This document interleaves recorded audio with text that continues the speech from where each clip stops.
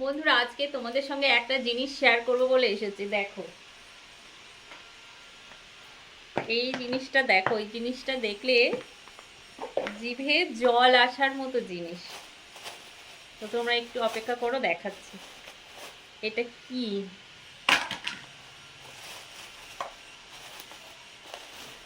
একদম গাছ পাকা তেঁতুল।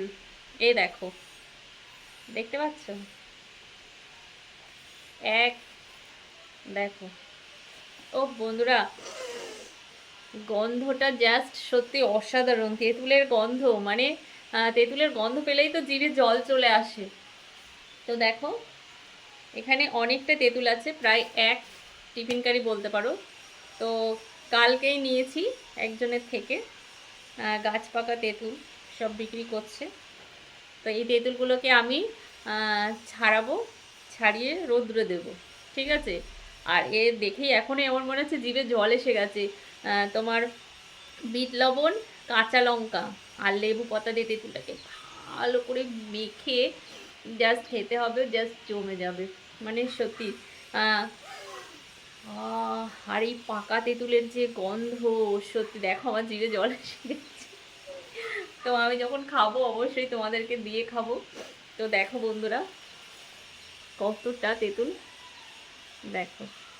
মানে এগুলো শুধু খোসাটাই ছাড়িয়ে দিয়েছে, আর এর সাইডে যেগুলো রয়েছে এগুলো কিন্তু কিছুই ছাড়ায়নি।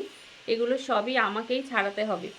তো উনি আমাকে বলে গেছে যে এগুলো ছাড়িয়ে রৌদ্র দিতে।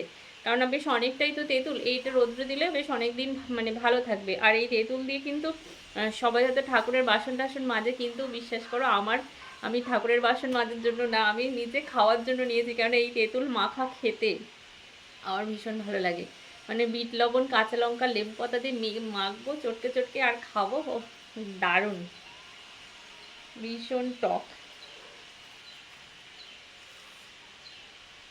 এ দেখো বন্ধুরা,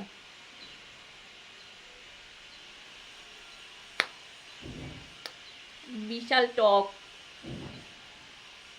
এটাকে মেখে নুন লঙ্কা দিয়ে খেলে তাহলে এতটা টক লাগবে না। বুঝতে পেরেছো? তো বন্ধুরা, এটা এখন আপাতত থাক, কেননা এটা এখন খাবো না, সকালবেলা। ঠিক আছে, এই একটা খাচ্ছিলাম, এটা সাইডে থাক, পরে খাবো। পরে যখন খাবো তোমাদের সঙ্গে শেয়ার করব। তো ওইদিকে রান্না বসিয়েছি, ভাত বসিয়েছি, আর তরকারি করব। কী দিয়ে তরকারি করবো? আজকে শনিবার যেহেতু সোয়াবিন আলু দিয়ে একটা তরকারি করব, আর একটা ভাজা করব। আর আমার ছেলে এখনও ঘুম থেকে ওঠেনি, 10টা বাজে। আমি ডাকছি কখন থেকে, এখনও ওঠেনি। তো বন্ধুরা চলো, পরবর্তী নেক্সট ব্লগে তোমাদেরকে পুরোটা দেখাচ্ছি। টাটা বন্ধুরা, সবাই খুব ভালো থেকো, সুস্থ থেকো। আর যদি আমার ভিডিওটা তোমাদের ভালো লেগে থাকে, অবশ্যই আমার চ্যানেলটাকে সাবস্ক্রাইব করে আমার পাশে থেকো। টাটা।